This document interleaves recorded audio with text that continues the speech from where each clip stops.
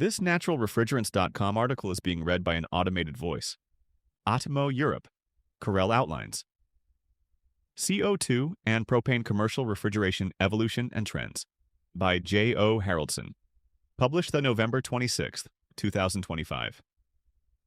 Samuele da Ros, Group Solution Marketing Manager for Food Retail Applications at Carel, outlined the evolution and market adoption trends of CO2 and propane refrigeration solutions in commercial applications in a presentation at the Atmosphere, ATMO Europe Summit 2025.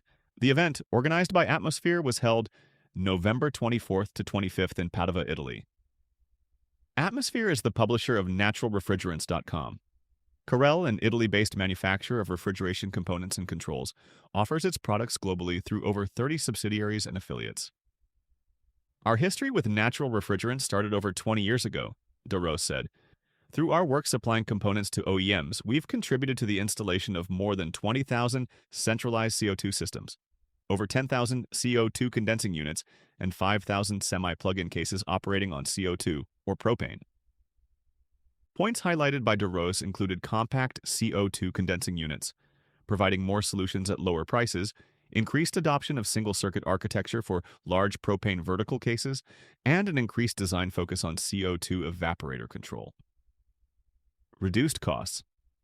In large commercial installations, CO2 is the most used refrigerant in Europe, da Ros said, noting that ongoing technological improvements now allow CO2 condensing units to be offered at achievable prices, even for stores under 800 square meters, 8,610 square feet.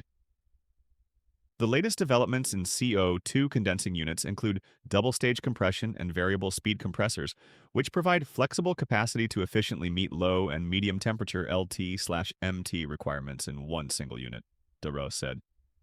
When it comes to centralized CO2 systems, he explained that racks smaller than 40 kilowatts of cooling capacity now contain many of the features reserved in the past for larger units, including heat reclaim, 2 suction lines to enable booster designs, and inverter-driven compressors on both suction lines.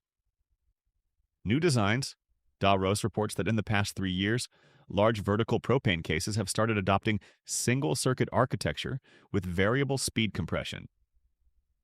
In 2023, Europe accepted the International Safety Standard IEC, International Electrotechnical Commission, 60,335-2-89, which was updated in 2019, to raise the flammable refrigerant charge in a single circuit to 500 grams. The new design simplifies the unit, reducing capital, operating, and maintenance costs. There is some reluctance to leave the known for the unknown, but the use of single-circuit propane cases with up to 7 kilowatts of MT cooling capacity, or 3 kilowatts, 0.85 TR of LT is picking up, da Ros said. Next step. Our latest frontier involves working to optimize and embrace semi-flooded CO2 evaporators, da Ros said. Running on extremely low superheat brings complexity according to da Ros, but it also provides efficiency benefits, with higher evaporating temperatures requiring smaller evaporators. With the proper algorithms, we can control it, da Ros said, making CO2 refrigeration even better. Quotable. The common thread in the evolution of these systems is to make them easier to install, use, and maintain in real-world conditions, da Ros said, adding that in Europe, over 80% of Carel's business supplying food retail refrigeration products involves natural refrigerant components.